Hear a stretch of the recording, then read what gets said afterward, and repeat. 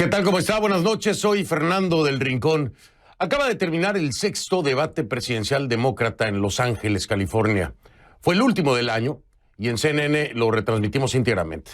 7 aspirantes presidenciales midieron fuerzas solo un día después de que se aprobara el juicio político contra el presidente Donald Trump. Por supuesto, como era de esperarse, por ahí empezaron las preguntas. Cada uno expuso las razones para llegar al impeachment. La mayoría coincidió en que el proceso era necesario. El senador independiente por Vermont, Bernie Sanders, dijo que Trump es un mentiroso patológico al frente de la administración más corrupta en la historia moderna de los Estados Unidos. Escúchelo. Tenemos un presidente que es un mentiroso patológico. Tenemos un presidente que tiene la administración más corrupta de la historia moderna de este país. Y tenemos a un presidente que es un fraude, porque durante esta campaña le dijo a la gente trabajadora una cosa y acabó haciendo algo diferente. Tenemos que eliminar algunas de esas ventajas fiscales para los ricos. Tenemos que invertir en enseñanza, educación. Tenemos que invertir en cuidado, en cobertura médica. Tenemos que hacer algo que va a cambiar la vida de la gente para que mantengan su nivel de vida. Eso nos ha venido haciendo. Y la idea del crecimiento, no hay crecimiento. Los muy ricos sí están creciendo. La gente corriente y normal, no son felices, no están contentos. Tenemos que cambiar esa presidencia ya. Lo que vamos a hacer es dejar de obsesionarnos por el juicio político, que parece ser como un partido de juego para los estadounidenses, y realmente ver y solucionar los problemas que hicieron que Donald Trump fuera elegido en primer lugar. Debemos tomar cada oportunidad para presentar una visión más positiva del país, una manera hacia el futuro, para enfrentarnos a él en el 2020, porque él estará en la urna para que lo derrotemos. Y la senadora por Massachusetts, Elizabeth Warren, se comprometió a mostrar a los votantes el impacto de la corrupción. Este debate es importante porque queda poco más de un mes para que las primarias comiencen en las asambleas partidistas de Iowa. A estas alturas todavía son muchos los votantes que evalúan cuál es el candidato o candidata que está a la altura para disputar la presidencia a Donald Trump en el 2020. Vamos a hablar porque fueron muchos los temas y muchos los puntos con alguien que seguramente nos traerá una amplia perspectiva. Estoy hablando de mi invitado de esta noche, que es Roberto Izurieta, analista político y director de proyectos latinoamericanos en la Universidad George Washington, que me acompaña precisamente desde allá, desde Washington. Roberto, un placer, gracias por acompañarnos en esta emisión especial, bienvenido. Muy buenas noches, un gusto estar en tu programa.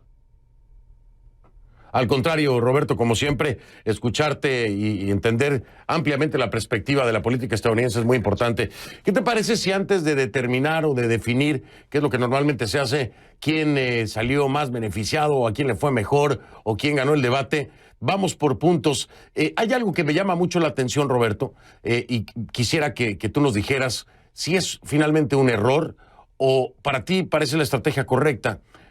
Parecen todos los demócratas estar demasiado centrados en la figura de Donald Trump. Cuando hemos visto en otros debates, en otras carreras a la presidencia, hemos visto un enfoque más centrado en la agenda, en el proyecto país, en los diferentes temas que competen a los estadounidenses, a los votantes estadounidenses. Sin embargo, aquí pareciera que la figura central en cada uno de los planteamientos termina siendo Donald Trump. ¿Te parece que es un error o es la estrategia correcta? Bueno, estoy de acuerdo contigo que sería ideal que estén centrados en sus planes.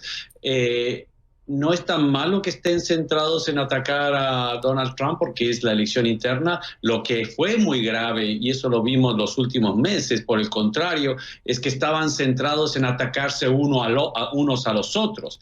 Eso es lo más grave y lo más dañino para el partido y para sus intereses. En este debate, por el contrario, vimos un esfuerzo enorme por no atacarse tanto, aunque al final terminó sucediendo, aunque no creo a los niveles anteriores, y en tal sentido iniciaron este debate, sobre todo en las actuales coyunturas, atacando a Donald Trump. Creo que es lo correcto, habría sido ideal que existan más temas sobre los distintos problemas que afronta los Estados Unidos, pero la dinámica de preguntas y respuestas tan cortas tampoco ayuda mucho a eso. Por supuesto. Además, aquí no podemos pasar por alto que este debate se da a pocas horas de haberse dado el impeachment en la Cámara de Representantes en contra del presidente Donald Trump. Por supuesto, ese fue el tema con el que iniciaron. Y un tema sumamente delicado, Roberto. Hay quienes aseguran que esto le está haciendo más daño que bien a los demócratas. El traerlo a estos debates, ¿te parece prudente? ¿Crees que debería tratar de dejarse a un lado esto? Y me refiero, dejárselo a los demócratas en el legislativo y no traerlo a los debates o a formar parte de las campañas, sobre todo una figura como Joe Biden. ¿Crees que debería hacerse a un lado? Yo creo que a Biden le fue bien porque Biden manejó un perfil bajo y siendo el primero que está en las encuestas no me parece una buena táctica hacer esto. Yo sí creo que era inevitable, era esperado y a la base del Partido Demócrata le gusta la idea que estén atacando al presidente Trump, sobre todo en esta coyuntura. Creo que eso era totalmente inevitable y creo que sí les ayuda, por lo menos en esta etapa de la campaña electoral. En la elección general, quizás el centrarse tanto en Trump no sea tan efectivo, pero eso lo veremos en la medida que va avanzando. Pero en este momento creo que era lo correcto. Oye, hay una mención, y lo quiero enfocar un poco en el tema latino, ¿no? El voto latino en los Estados Unidos. Una pregunta precisamente acerca de cualquier representante o candidato que continuara en la carrera demócrata por la candidatura a la presidencia de color, ¿no? Y en ese caso, bueno, Andrew Yang es el que responde, bueno, me da orgullo y al mismo tiempo me da pena ser el único de color que está aquí. Y el enfoque normalmente cuando se habla de estos temas mayoritariamente tiene que ver en el reconocimiento de los afroamericanos, Roberto. Y es muy pocas veces que se habla del hispano o del latino en los Estados Unidos. Continuamos viendo, desde tu perspectiva, una ausencia en el fondo de la segunda minoría más importante en los Estados Unidos. En la retórica no tiene el mismo peso. No se trae a la mesa de la misma forma que se trae a la mesa el tema de los afroamericanos. Y partiendo de que la base demócrata cuenta con muchos hispanos en su movimiento, ¿no te parece que es un grave error que se continúa? No estoy diciendo que lo hagan solo ahora, lo hemos visto en muchas otras candidaturas, pero continúa siendo un error o siendo ignorado. ¿Por qué crees que sea esto? Yo pienso que el tema de inmigración fue relativamente bastante tratado en este debate con todos los temas que existen. A diferencia del anterior, yo pienso que se trató más. Existieron muchas preguntas al respecto, algunas preguntas muy directas sobre DACA, sobre la necesidad de una reforma integral. Sobre el segundo punto coincido contigo. Lastimosamente, no tenemos en este momento un candidato de los finalistas que represente, que sea afroamericano, pero el concepto que también yo pienso que Sanders lo trató muy bien. La representación no solamente está por la identidad de quién eres, sino por las ideas, los principios y las luchas que representan. En este caso, pienso que todos ellos van a saber representar muy bien estos intereses y las luchas de los afroamericanos, y sin lugar a dudas el vicepresidente Biden es el que se estima que le irá mejor en el votante afroamericano, sobre todo en el supermartes en Carolina del Sur. Claro, esto por supuesto le da la ventaja en la vinculación con la figura del presidente, del primer vicepresidente afroamericano, el presidente Barack Obama. Tengo sonidos, Roberto, precisamente el tema de inmigración, si no me equivoco. ¿Te parece que los escuchemos para que nuestra audiencia, si nos acaba de sintonizar, entienda de qué es lo que está hablando precisamente mi invitado Roberto Izurrieta? Vamos a escuchar qué fue lo que dijeron. Bien, no he tenido ocasión de expresarme. Número uno, estamos así por inmigración. Hemos podido agarrar lo mejor de cada continente. Y la gente que vino aquí tenía determinación, querían trabajar como locos. Tenemos estos niños en nuestras escuelas, 24% son hispanos. La idea de que vamos a abandonarles, no dándoles una oportunidad, es no solo una tontería, sino que es inmoral, sino que es malo. Además, para Estados Unidos, son el futuro del país y debemos invertir en en ellos. Todo el mundo se beneficiaría, cada estadounidense. Y acostumbrémonos a esto. Es una nación de inmigrantes la nuestra, es lo que somos y eso es lo que hace que seamos diferentes y deberíamos invertir en eso. Creo que es importante notar que este presidente no está contra la inmigración, está contra la inmigración por parte de las personas que no sean blancas. Ese es su intento de dividirnos, como lo ha dicho el senador Sanders, por raza. Y eso es lo que ha hecho desde el primer día que se postuló.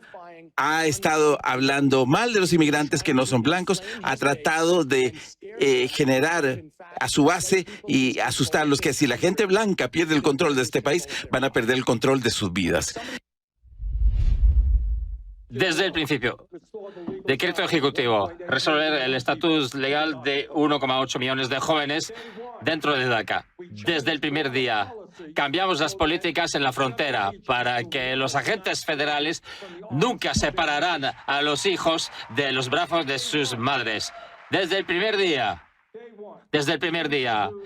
presentamos legislación bipartidista que de hecho será inclusiva y resultará en un camino hacia la ciudadanía para los 11 millones que no tienen documentos.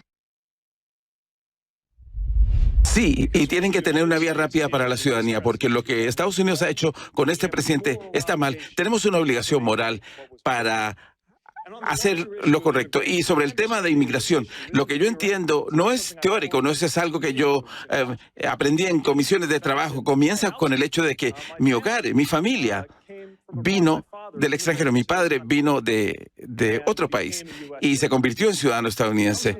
Viene del hecho de que yo soy el alcalde de una ciudad donde los vecindarios están reviviendo gracias en gran medida por las contribuciones de inmigrantes hispanos. Y estoy viendo esos mismos vecindarios cerrados, familias metidas en iglesias en pánico. Muy interesante, Roberto, darnos cuenta de que el tema de inmigración hoy cobra una mayor fuerza que en otras épocas dentro del discurso de estos políticos intentando llegar por parte de los demócratas a la candidatura. Esto obviamente se lo tenemos o se lo podemos agradecer irónicamente al presidente Donald Trump por todas las medidas que ha venido tomando. Sin embargo, desde la perspectiva del gobierno del presidente Barack Obama, recordemos que se ganó el título de Deportation in Chief, ¿no? Por la cantidad de personas que fueron deportadas. Esto no necesariamente quiere decir que sea un punto débil solamente para Trump. ¿Crees tú que puede convertirse también en un punto débil para los demócratas, dado el antecedente de lo ocurrido en la presidencia de Barack Obama? Puede ser, pero tengamos claro que el mismo presidente George Bush, el candidato McCain, mismo Mitt Romney, o sea, republicanos, han querido a ese nivel pasar una reforma integral.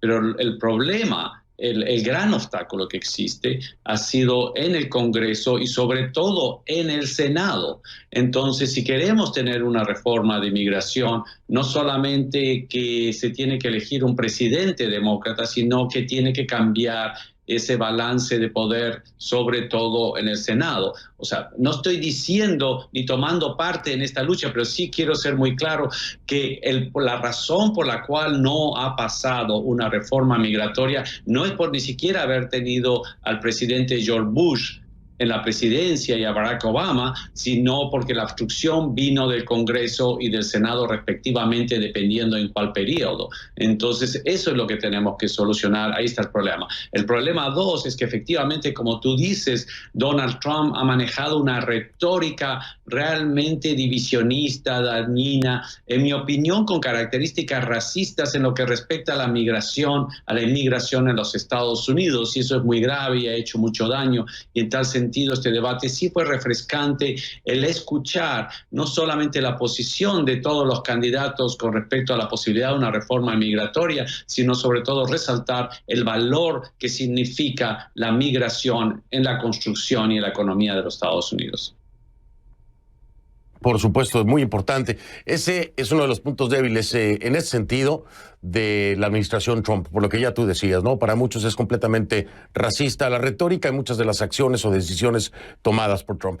Pero hay otro punto débil para Trump que también tiene pues un origen reciente a través de las redes sociales, burlándose de esta joven activista de Greta Thunberg, precisamente en el tema de su activismo por el cambio climático.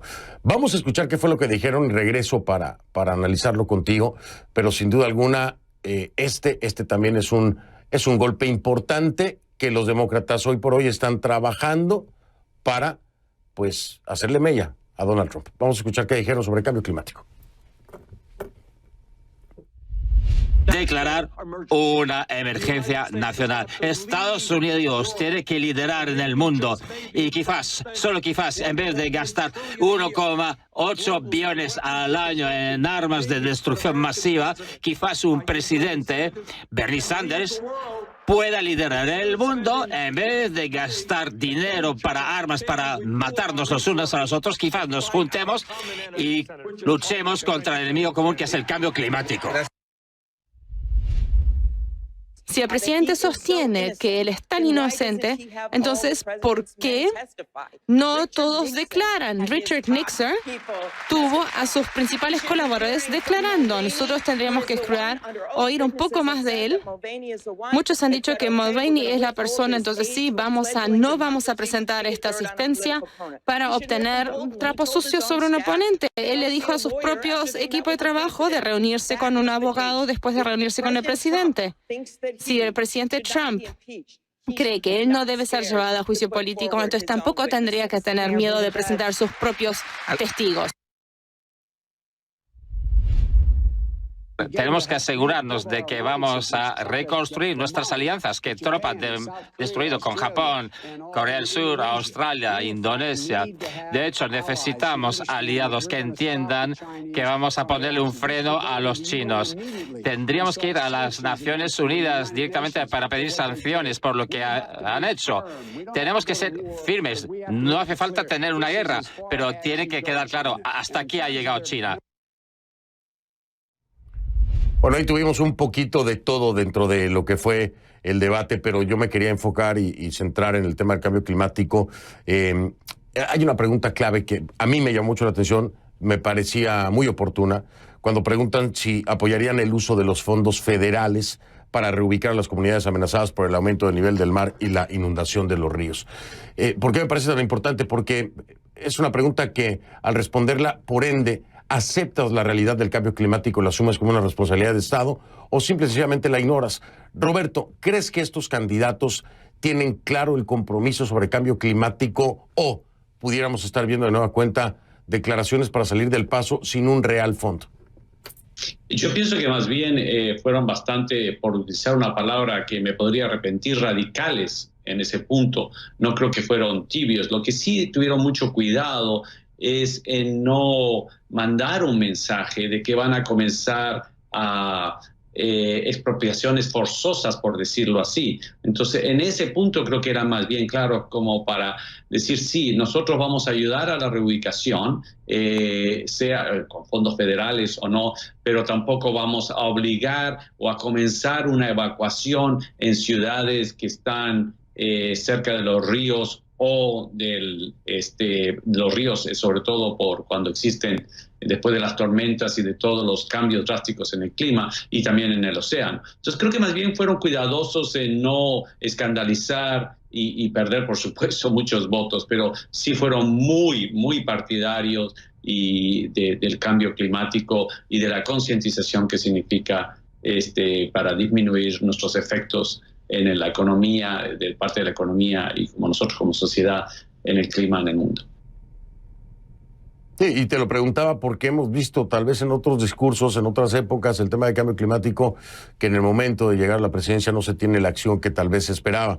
En este caso, como tú dices, pues al menos parece que hay mayor compromiso. Muy rápidamente a cambiar el tema, Roberto, porque nos queda poco tiempo. Quiero ir al tema económico. Hay un momento que me llama la atención, tiene que ver con Bernie Sanders. Lo primero que hace es oponerse al acuerdo comercial de América del Norte que se acuerda con la Casa Blanca, el famoso TEMEC, ¿no? Que es uno de los grandes logros recientes para el gobierno de Donald Trump, que al final de cuentas es el que pone las condiciones con México y Canadá, después incluso de haber amenazado a México con la cancelación del mismo por el tema y los aranceles, en fin, ya sabemos la historia. Pero, ¿qué hay acerca de esto? ¿El TEMEC finalmente debe ser visto como un triunfo para los Estados Unidos o es desde la perspectiva como la de Bernie Sanders algo con lo que no deberíamos de continuar? ¿Y qué te parece la postura de cada uno de estos candidatos? Yo pienso que Bernie Sanders lidera la opción de izquierda y, digamos, más radical dentro de esta elección interna. Entonces, la pregunta para mí de fondo, que un poco estuvieron cerca en este debate, que llegarán dentro de poco, es que solamente uno de ellos será el candidato a la presidencia y si tienen el compromiso de todos los demás de unificar el partido para enfrentar a Donald Trump. Entonces ahí Sanders todavía no llega a ese punto, está claramente representando a los sectores de izquierda, que creo que muy honestamente y consecuente y sinceramente, y el cambio, el tema del acuerdo comercial está dentro de esa línea. Lo que busca la democracia es, en la medida que vamos avanzando en el proceso, las posiciones se van moderando, pero también hay otra explicación de lo que pasó con Trump y lo que puede pasar ahora, es que en vez de irnos al centro nos vamos a los extremos en los procesos democráticos y políticos. Entonces ahí estaríamos hablando de cosas muy complicadas para la democracia como la entendemos. Y finalmente, política exterior. En el eje de la conversación, Roberto, como era de esperarse, China. Otro de los puntos importantes en la política de Trump.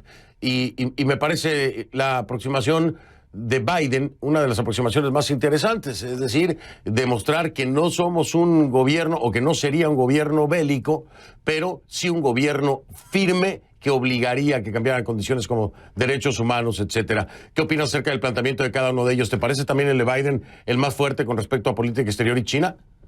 Sí, sinceramente sí, el más realista, el más práctico por ser redundante. Existe básicamente un consenso en los Estados Unidos de la necesidad de llegar a mejores entendimientos y acuerdos en nuestra relación con China y en general con muchos de los aspectos como los que tú te refieres en lo que respecta a China, y este debate también reflejaba el consenso que existe en los Estados Unidos en lo que refiere para ser mucho más drásticos o firmes en lo que respecta a China, no solamente en el cambio climático, sino también en la economía. Efectivamente. Finalmente, y me voy, te doy 10 segundos. ¿Quién se lo llevó para ti? Biden, porque hubo menos conflicto, la mayor cantidad de conflicto se centró en Mayor Pete. Claro. Roberto Izurieta, un placer como siempre tenerte aquí. Gracias por ayudarme con este análisis post-debate demócrata. Muy amable y buenas noches, Roberto. Muy buenas noches. Soy Fernando del Rincón. Buenas noches, pásela.